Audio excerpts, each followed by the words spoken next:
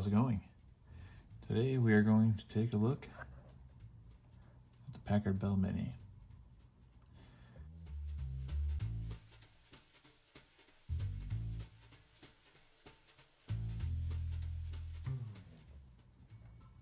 My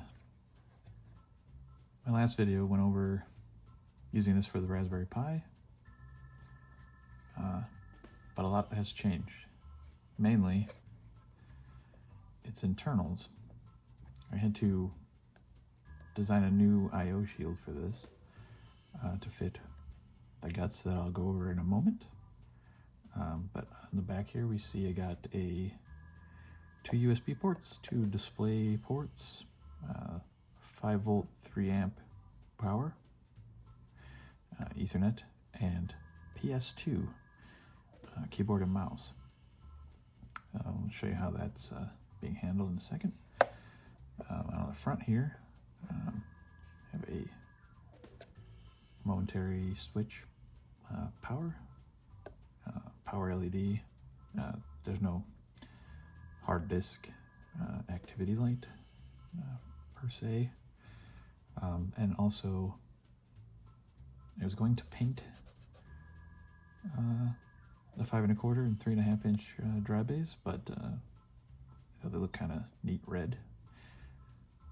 So anyway, let's take a look on the inside. At the moment I don't have any way to keep the case closed, but it's pretty snug. So very similar way to open as the real Packard Bell of this design. I think it's called 2x2 case. So on the inside, lots of hot glue, just because of my design changes, I guess. So what we have here, this is the motherboard out of a Dell Wise 3040 or Weiss thin client, very small.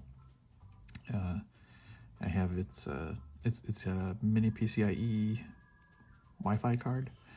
I mounted its antennas in the case. They seemed to work in the default Linux-based thin client program that was included, but since I'm not using it as a thin client, quickly wiped that off. So what I did was I soldered to the power button and LED. Just put some DuPont cables here. That way I can remove the top lid if I need to, more than a couple inches. This is a USB to PS2 adapter with tons of hot glue holding it in place because it kept moving around. But I soldered that directly to the front USB 2 port on the bottom. There is also an available USB 3.0 port on the front. I may, if I can find a small enough flash drive, I may use that for the boot partition, because this board, it's an Intel Atom based processor. It has 8 gigs of eMMC storage and 2 gigabytes of RAM. I think Intel Atom is running at 1.4 gigahertz, but it's fine for what this is. So the reason I chose to go this route was the Raspberry Pi didn't seem as architecture based it didn't seem as authentic, I guess. I'm at a loss of words there. So I wanted to see if there was any small x86 that I could use in this scenario. So I found this. It was about $50 on eBay. But yeah, so that's that.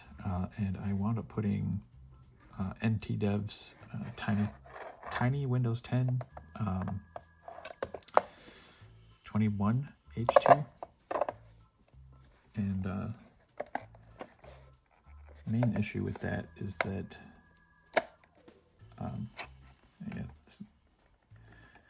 LED cord keeps getting stuck when I'm trying to close the case. But yeah, so see, clips together. That's pretty snug. The main issue that I had with the OS that I was going to be installing was I was trying to use the x86 version of that, but this Wise board is UEFI only, and so there's no legacy boot, and as far as I can tell, you can only use 64-bit OS, which is fine.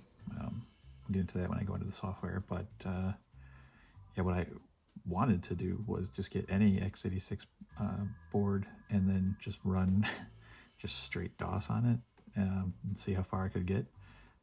But DOS and any DOS-based Windows and even like Windows 7 or anything like that don't have UEFI booting because UEFI doesn't recognize MBR partitions or fat tables and stuff, so I could be wrong on my understanding, but yeah, the x64 version of Tiny 10 worked, so that's what I went with. So that is the build, and now we're going to take a look at some of the software that I set up for this. All right, so let's just jump into this. I'm going to turn a little guy on here and talk about what's going on. So first things first, it boots this Dell logo, which I'm struggling to hide. It's in the BIOS, unfortunately.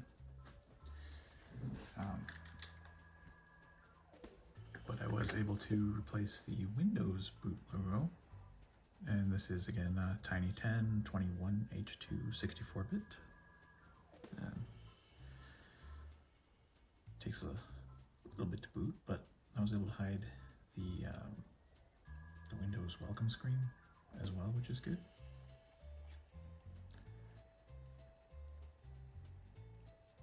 There we go. So what I have here is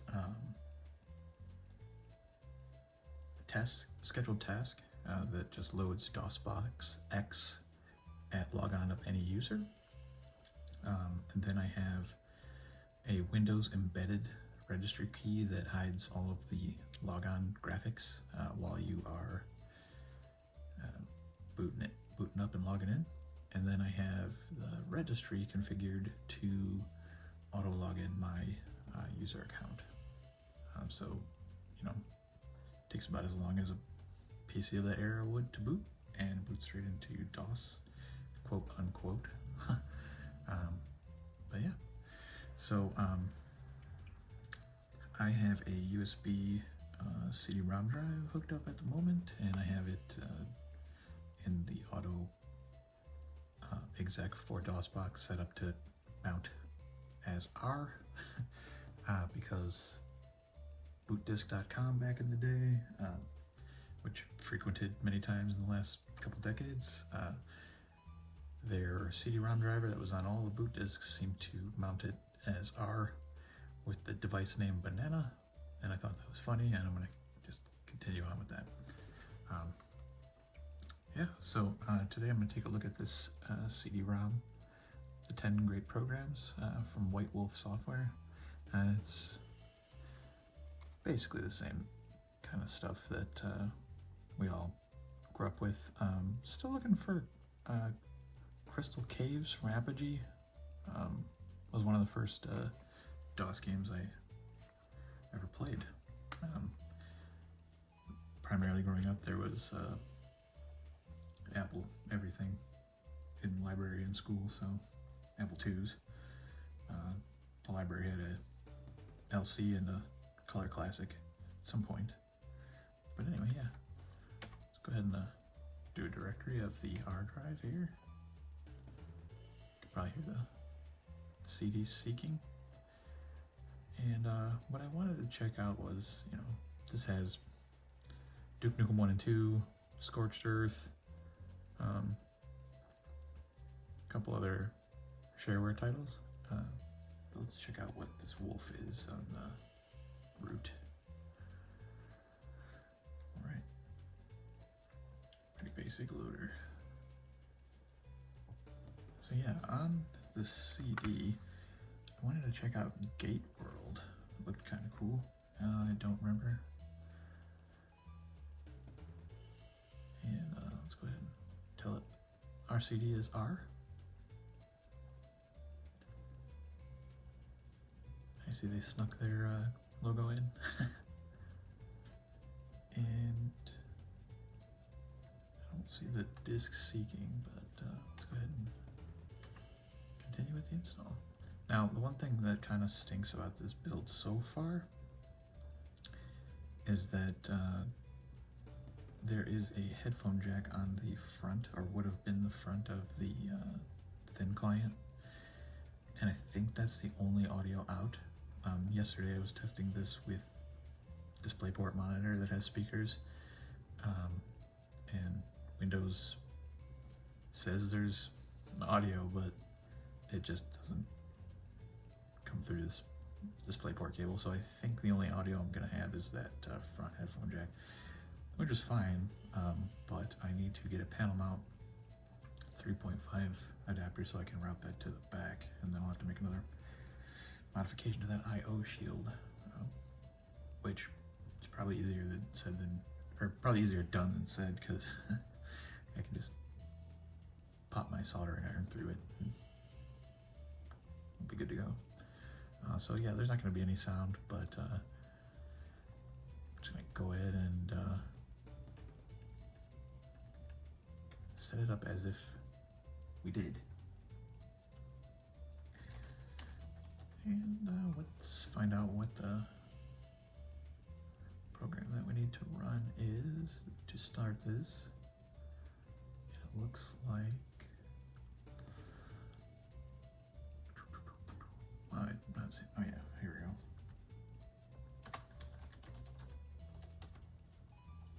go. GT World 1.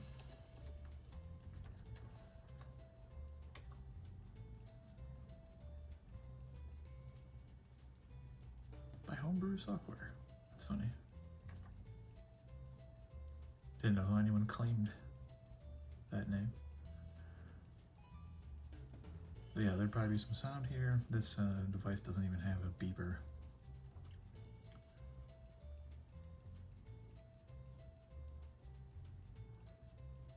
So I might doctor in some music and post editing just so this isn't so boring, because yeah, I know, kind of boring.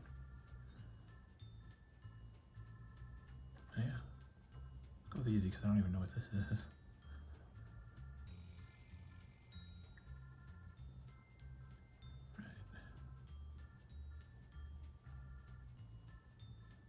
Should have looked at the controls, but all right.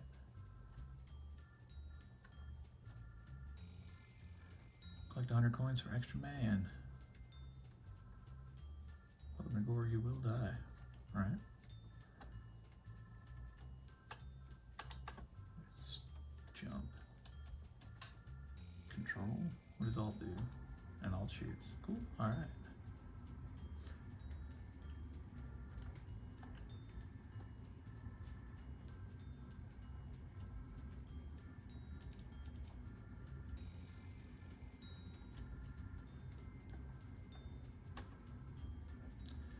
Now I did put those PS2 ports so that I could use a real keyboard and mouse, but right now I'm using this Logitech wireless, and it has very tiny arrow keys, so this is kind of awkward to play.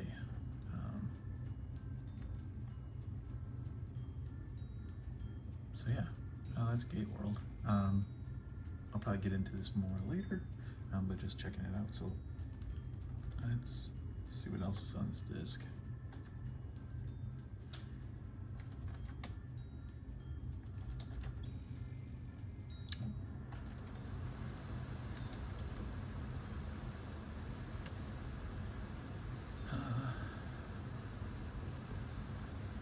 Let's see what Notris is.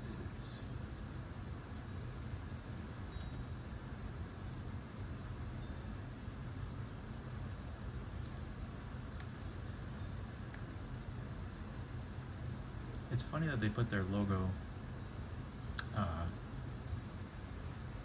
before it loads anything, because it's not actually loading anything. It's just paused with that logo.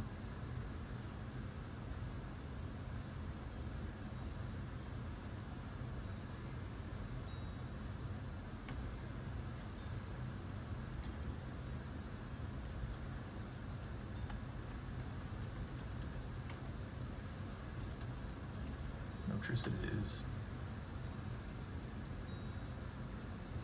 We have a mouse in here? Nope. Alright. So what is this? Oh, it's Tetris. Great.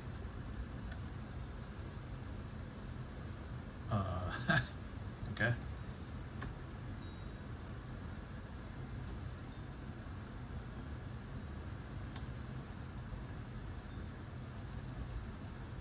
You get a high score for landing the first block, apparently.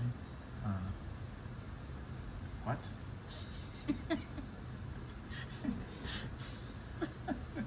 So apparently you can't rotate the piece unless it's not up. You just put it up and it shows this. What is... Okay, dang. Space slams the piece down. So...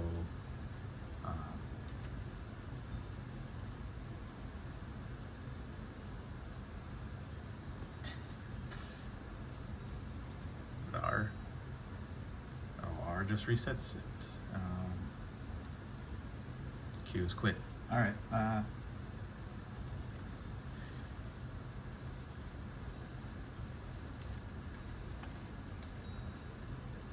let's see if there was some command or keys in this. Rotate is 5. Oh, okay, so this is expecting you to use the number pad. Looks like. I can use the mouse in here. Okay.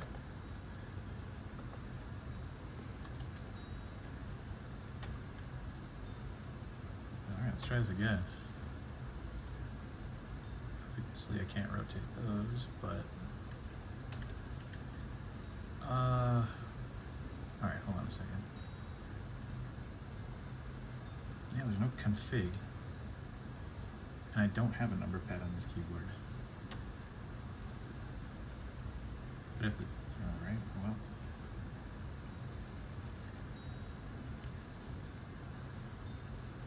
Well, it looks cool. But... I can't play it without... number pad, it seems like. And let's check out one more thing. What's Ancients?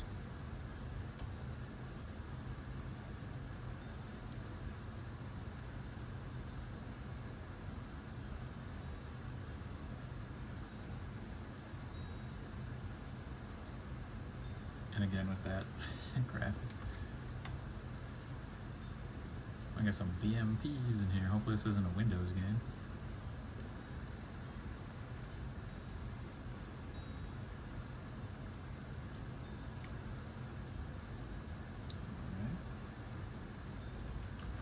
I think it keeps telling me what to type it after, but I just keep leaving, so begin.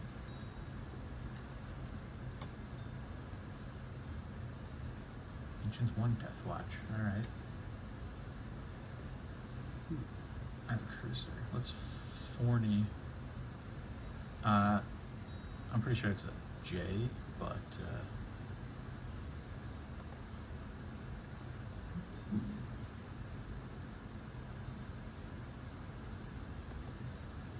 try using that door. Alright. Use what? Door. Oh, nice. Okay. Enter the bar.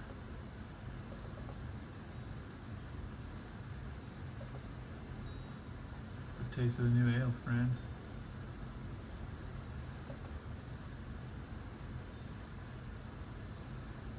Oh, okay. I can't. Let's leave the inn. So, go this way.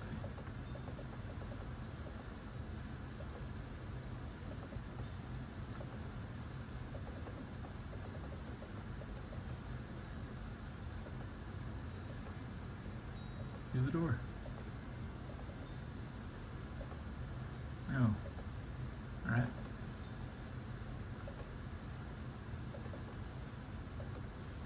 How about this door?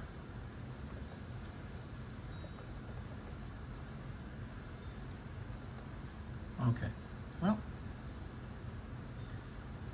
Seems cool, but yeah, again, playing with this little keyboard is kind of weird. So I do plan on setting this up properly with a CRT. I did get a DisplayPort to VGA adapter, which this is currently using with this LCD. So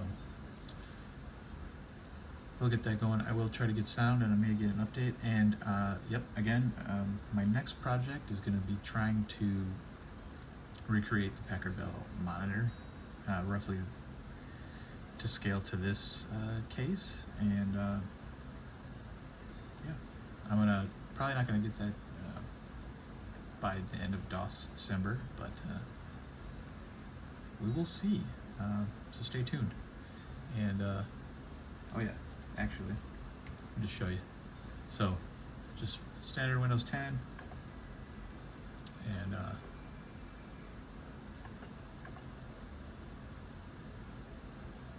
look at the system specs here.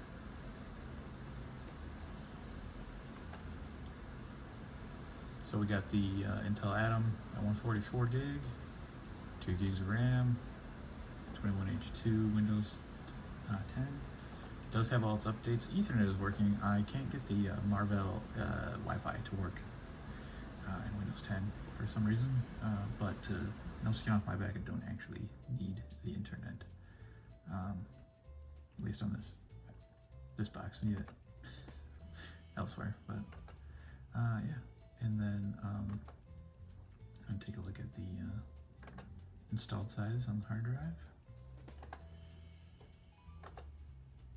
Yep, so we're using 5.24 gigs, almost have 2 gigs free, plenty of room for DOS games. So that is that. All right, well, thanks for watching.